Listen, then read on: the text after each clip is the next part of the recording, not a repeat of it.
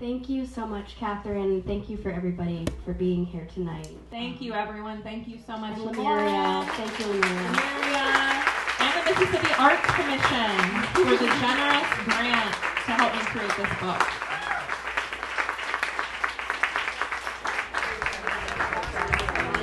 Oh my God. For all the clinics, and they've got college, their funds have been frozen, they can't pay their staff. Well, and that could be where I hear myself too. But she's like, no.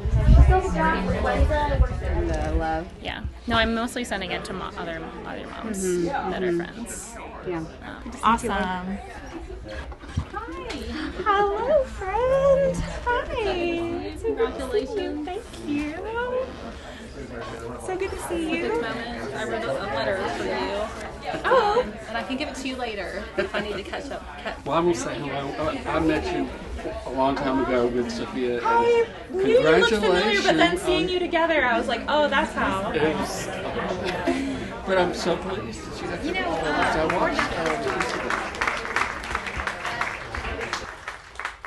So this is from the Bladder Diary.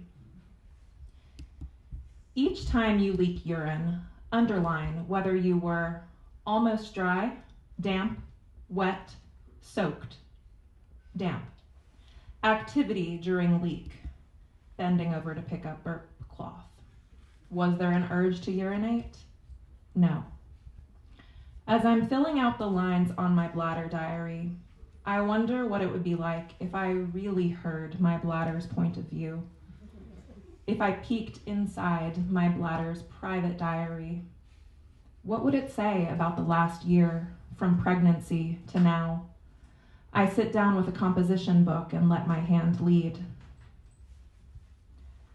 It's really cramped in here. I feel like I can't move. My space is getting smaller and smaller. I'm pressed against the wall. Someone help me. I'm scared. I don't know what's happening. I'm leaking. I'm spilling. I can't control if I stay or go. I don't feel like myself. This cry of distress sounds too familiar. I shut the notebook and look out the window at the young magnolia tree, branches bare in the January air.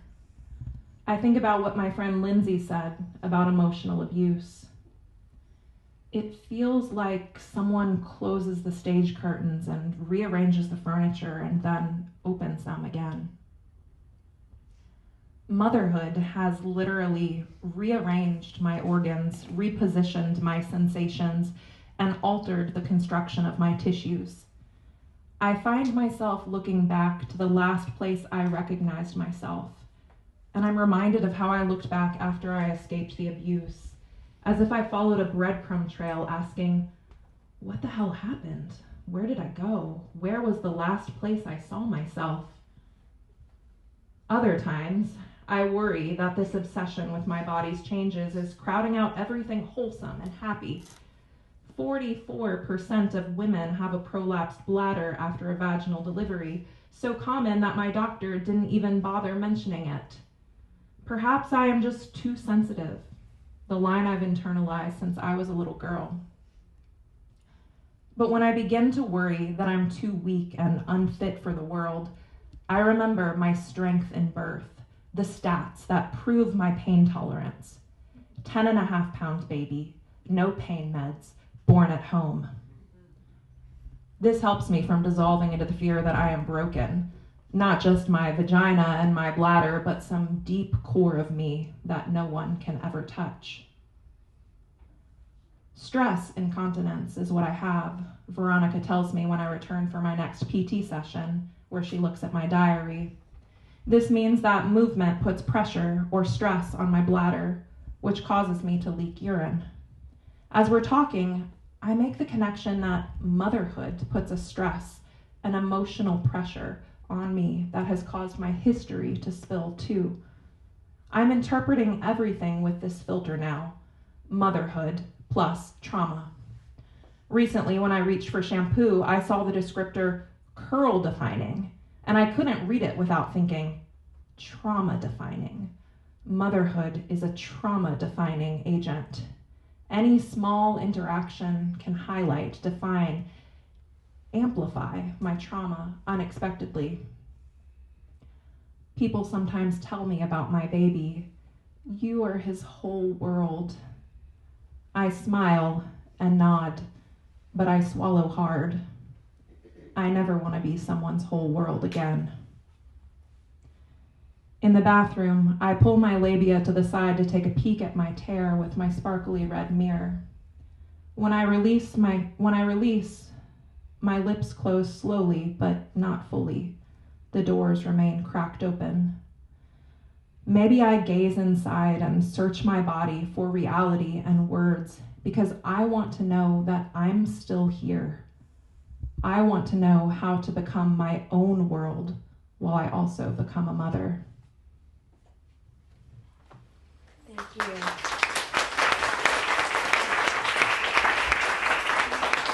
So I could not think of a better title for this memoir, Proud Flesh. And I was hoping you could talk about how you arrived at the title and the central significance for the book. Yeah, definitely. So I'll start by defining proud flesh. Proud flesh actually has a medical definition, and it is exuberant granulation tissue in a poorly healed wound, characterized by florid, geographic scarring on the skin surface. And from there, I'll back up to how I came to that. So when I was 4 months postpartum after having my second baby, I was still having a lot of issues with my body. Like I just read, incontinence and pain from a second-degree tear, and just a lot of questions about what was going on. And so I went back to my doctor, and she did an exam, and I could tell during the exam she got that she was trying to have a neutral face, but she kind of like searching. I could tell she found something a little unexpected, and she said, "I'm seeing a lot of granulation tissue here. A lot of extra scar tissue. Your body is actually overhealing." And she just continued to look, and she said, "It's extremely friable." I was like, "Well, what is friable?" And she said, "Well, it bleeds when I touch it. It's extremely sensitive tissue. And actually, your sutures are here 4 months later from your tear." And she said that what we would need to do is to have a series of treatments with this cauterizing agent called silver nitrate to eradicate that extra scar tissue so that the original wound could heal. And I was processing all of this. She left the room for a few minutes, and when she came back, I still was kind of overwhelmed by everything she told me, particularly with my previous history of sexual trauma and the very sensitive nature of where this was happening in my body. I just worried about what the future outlook for me would be like as a woman, as an erotic being too. And she looked at me with an immense amount of compassion, and she said, "The vagina is a very forgiving place. It's one of the most forgiving places on the body.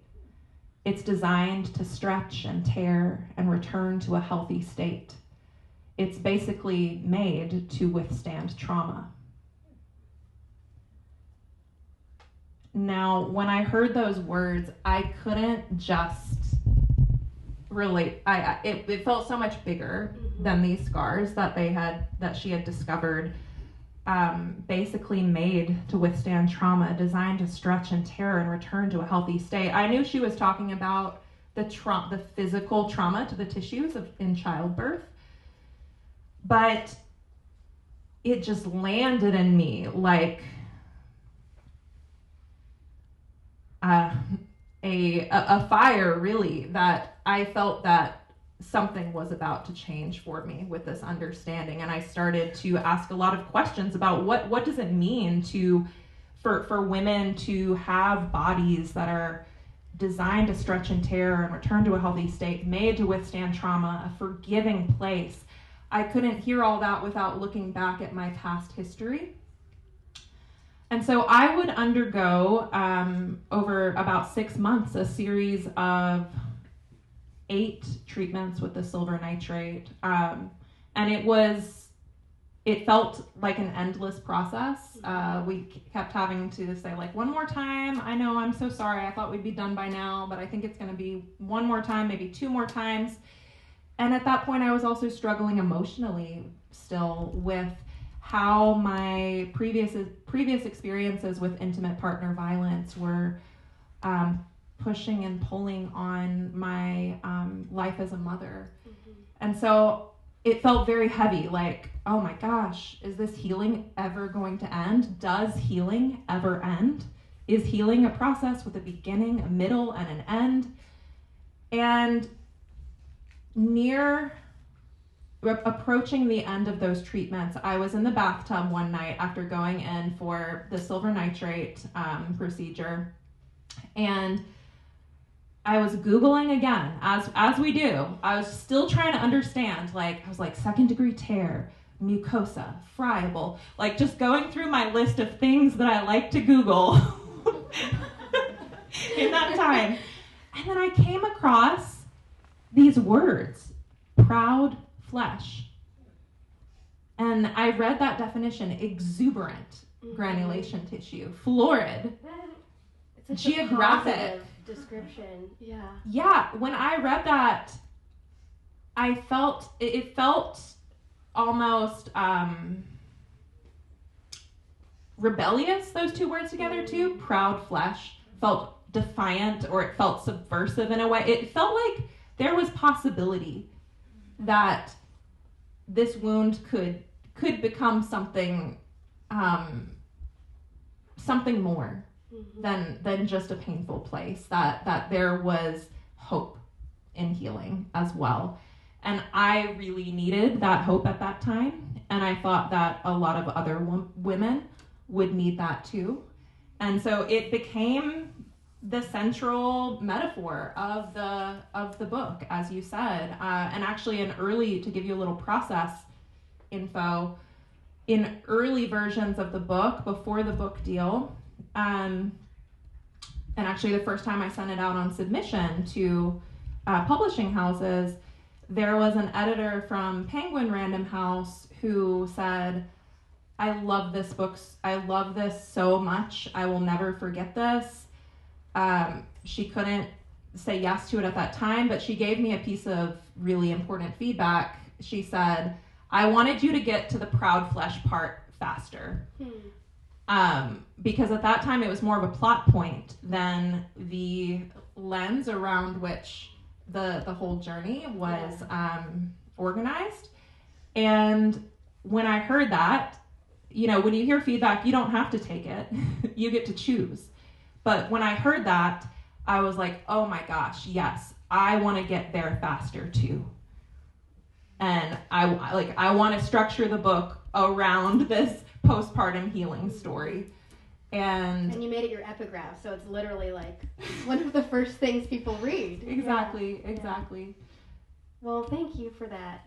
I wanted to ask you about your decision to structure the book in this way and how you arrived at that structure, because it's so unique and it feels so integral to the way the book is.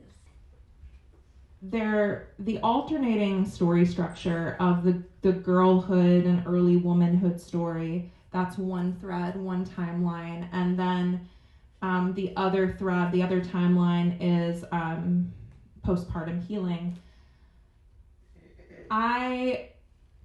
It felt very real and true to the experience that these stories were living alongside each other in my body, and that felt true to the experience of that trauma, first of all. But also,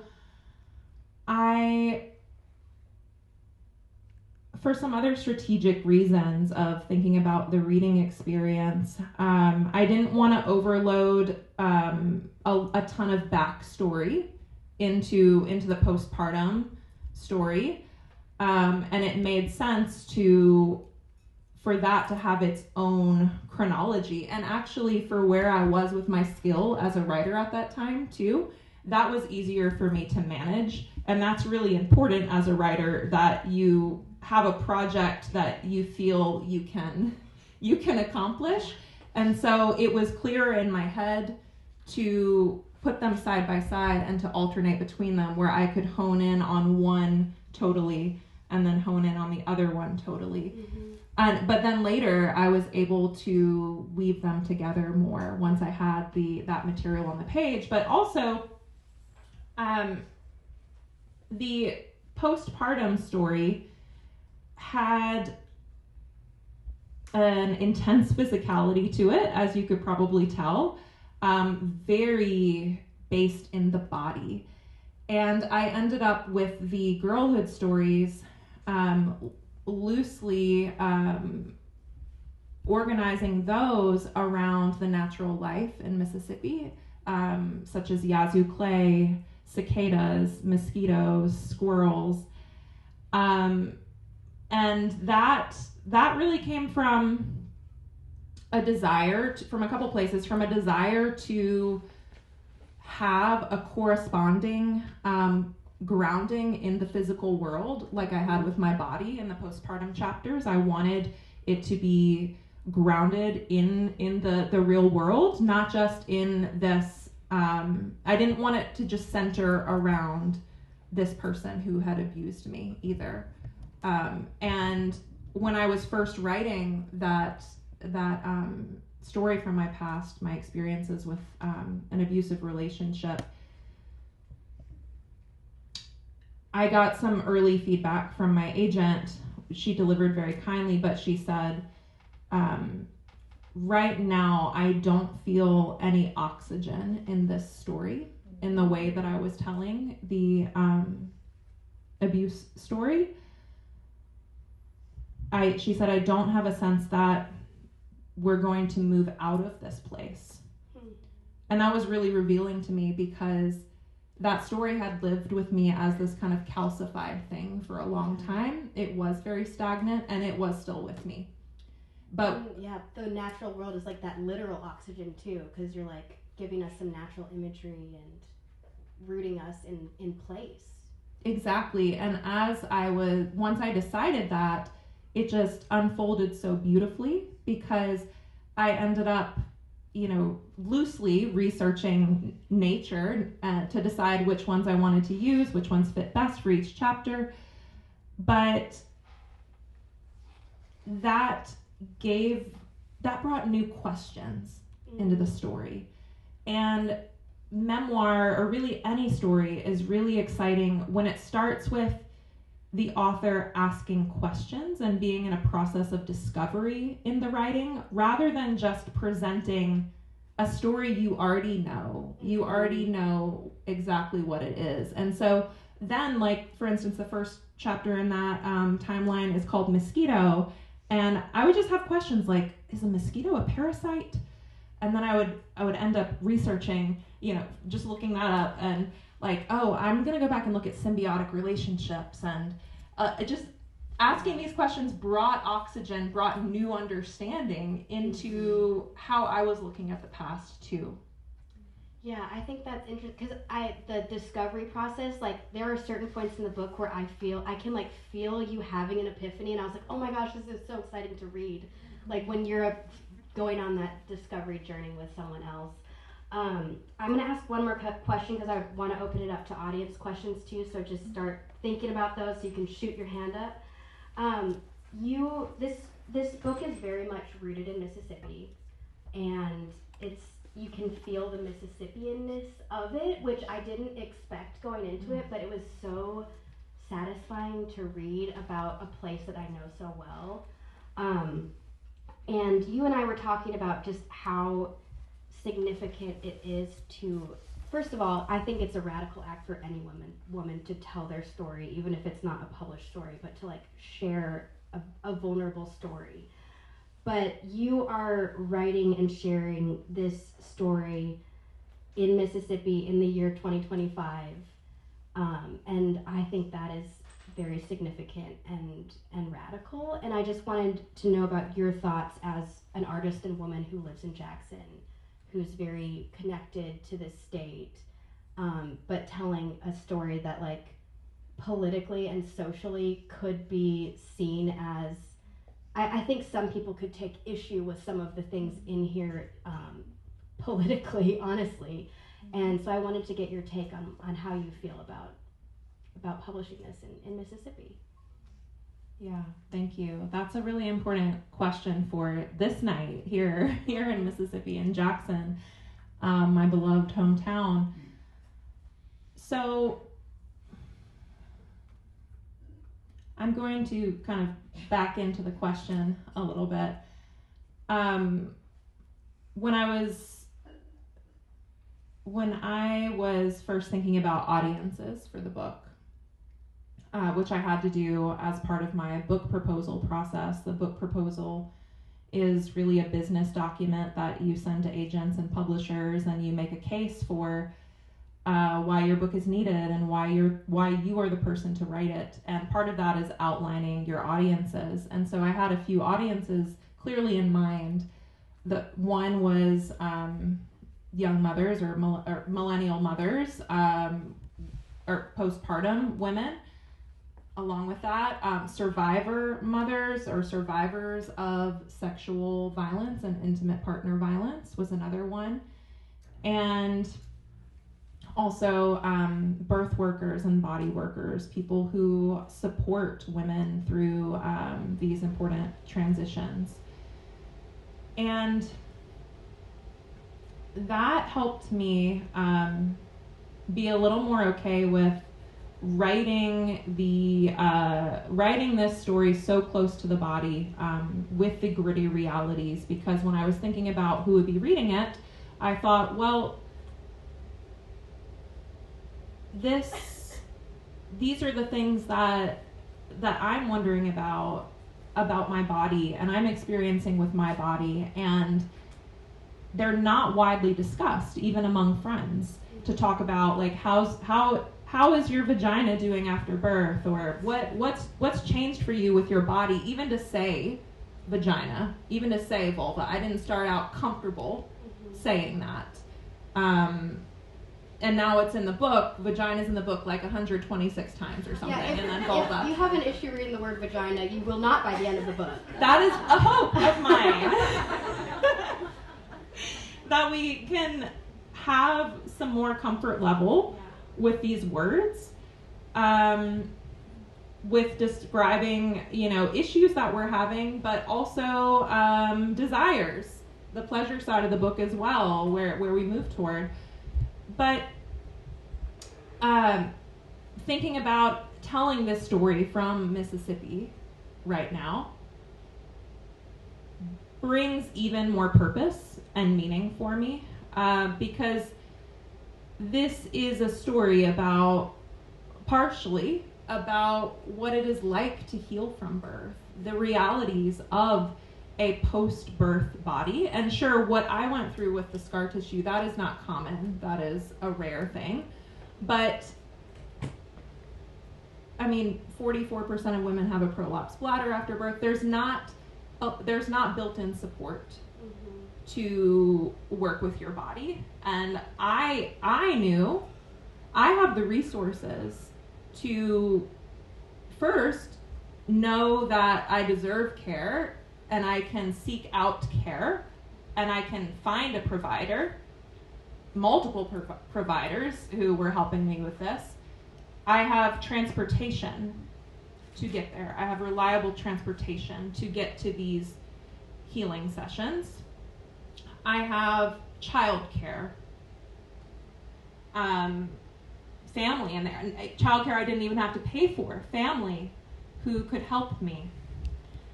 And I have emotional support through therapy, but also through an incredible partnership and through a network of friends. And I felt really in the position to tell this story. And anytime that I might doubt or worry about, like, oh my gosh, how am I going to show my face in the grocery store after writing vagina this many times and knowing people have read my story, I do think about the political reality of birth being mandated in this state now, and that if that really provokes me to, and inspires me, empowers me to tell the truth of this story, because this is the reality of a body after birth. And I hope that we can have more conversations about that and more support for mothers, for all mothers. Amen. Yeah.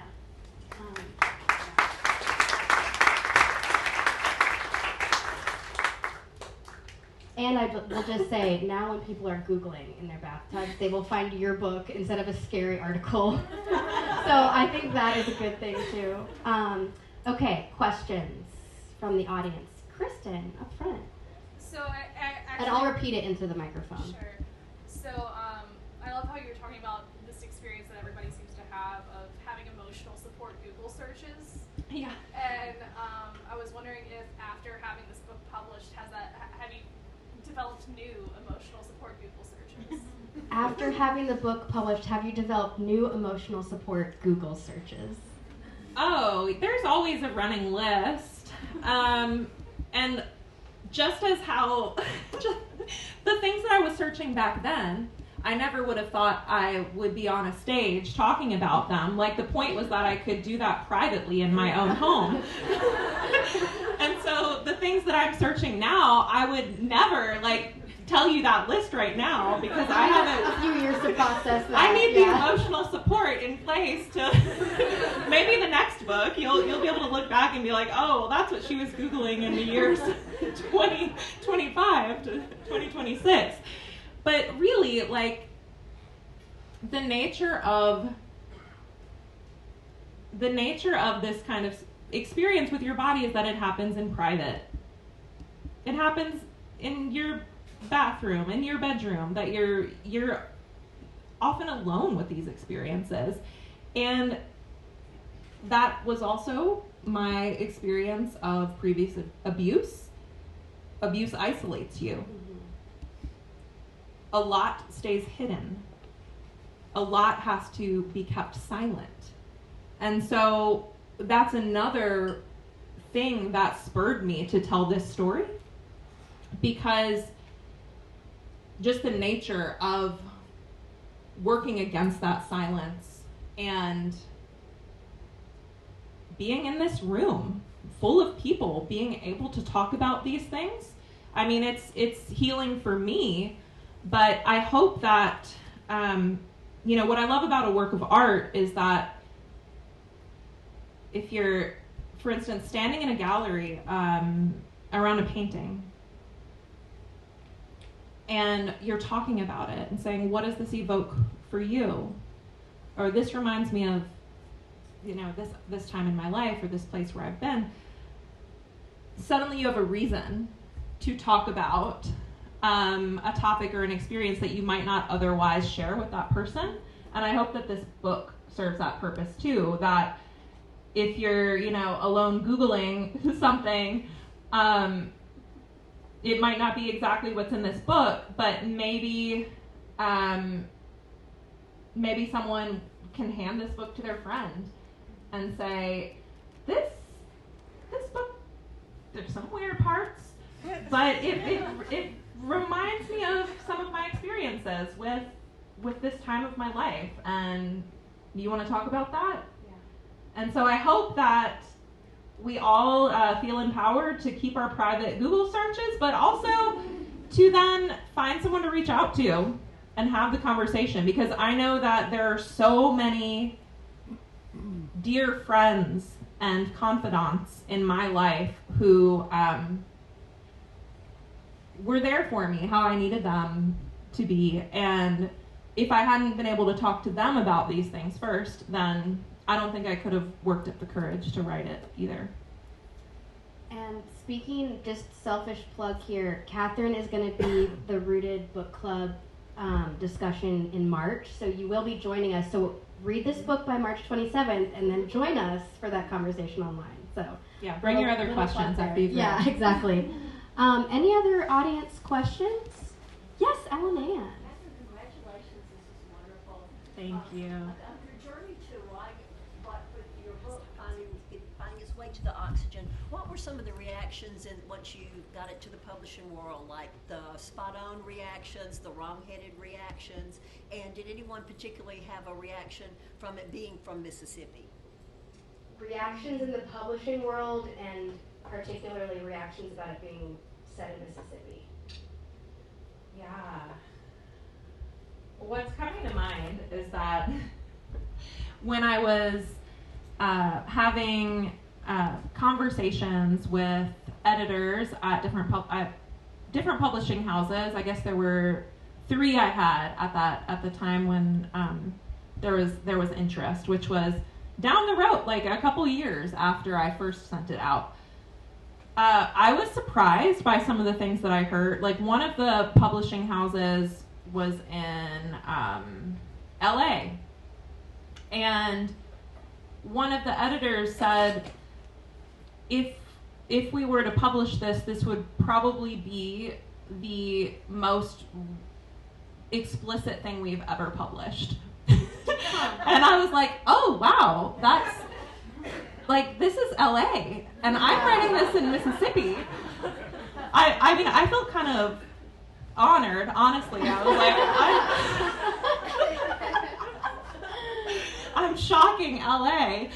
But then there was, even then my editor who I ended up working with at North Atlantic Books in Berkeley, she also said, like, this book is very taboo skirting, and they loved that it was a story from the American South, as they call it, the American South.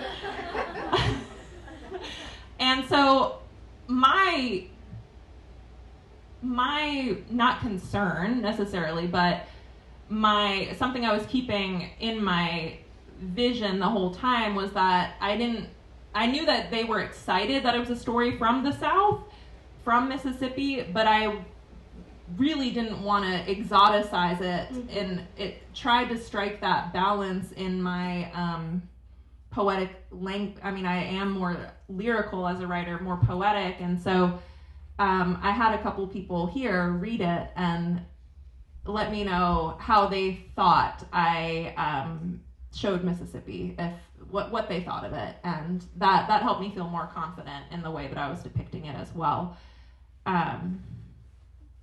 So yeah, that's what came to mind, Ellen Ann. I love thinking of people all over the country and maybe world reading this and like seeing Mississippi depicted in this way. I think that's really exciting. Yeah. I would love to hear what the process of like getting the courage to tell this story, particularly like when you're in the writing process, the things that you maybe like, oh, maybe I don't tell that part, or maybe like I shy away from that a little bit because it means that someone's going to read it and they'll know this. Because I think there's such a frankness in the writing that's so beautiful and like just so honest. And so I'm just curious how you worked through that process to determine what you were going to include in the book. Okay, just to distill your beautiful comment, how do you work up the courage to be honest and in this book, to be so honest and frank? Yeah, thank you, Sue Carey. Really a couple ways, or multiple ways from many directions. One, I feel like where we often begin is with worrying about the criticism for how it will be received, how someone might misread it, or how the story can come off in a negative way. And one mantra that I had for myself in the writing process, which I got actually in my writing group with my writing coach, Brooklyn Book Doctor. It was, pretend they already love you. So pretend the reader already loves you. And we hear advice like, write to your pretend you're writing to your best friend. This pretend they already loved you worked a little bit better for me because I could still feel my broad audience, but I also, in my writing room, in my writing studio, I had pictures of 3 readers, 3 women I had met through my work with Unsilenced Woman, my blog, and we'd developed friendships over time, and they would comment often, and I learned about their lives too.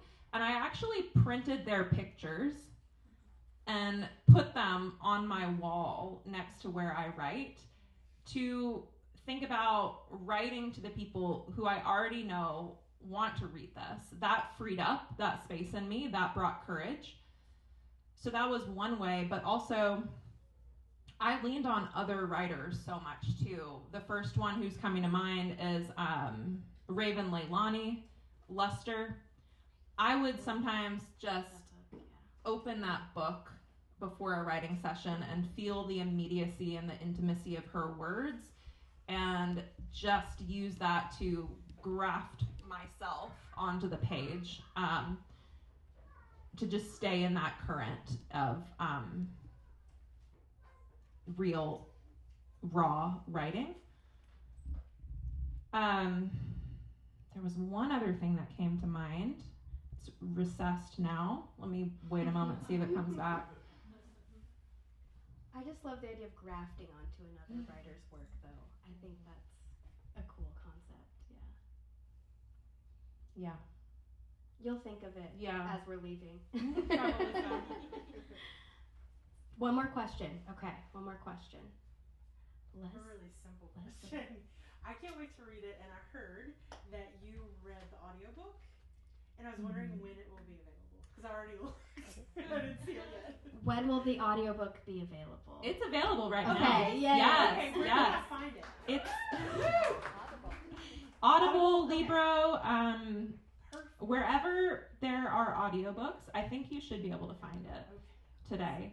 And that process was also, I really wanted to offer the audiobook as its own artistic experience. And so just to give you a little behind the scenes on that, I worked with one of my oldest friends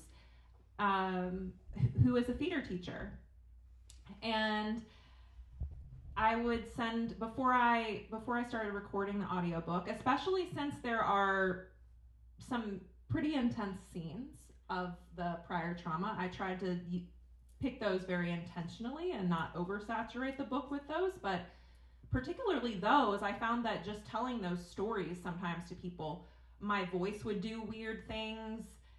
I would start smiling, it was like this trauma response. I would start smiling or I would start laughing. Like my weird things would happen in my body when I told those stories, or I would start shaking. And so I wanted to make sure that I could tell those stories in a way that had the same kind of integrity as the way that I had written them. And so I practiced with her, and she very lovingly helped me think through some artistic choices that I had that helped me look at it with the same level of with a level of artistry that was similar to writing the book, where I was thinking about like, oh, where is my voice coming from in my body during this part? Where, what's the pacing? What's the phrasing? Just all kinds of things. It was ended up being a really fun, meaningful process, and I'm so glad and honored that my voice gets to tell my story in the audiobook. Thank you so much, Catherine. Thank you for everybody for being here tonight. Thank you, everyone. Thank you so much, and Lemuria. Thank you, Lemuria. And the Mississippi Arts Commission for the generous grant to help me create this book.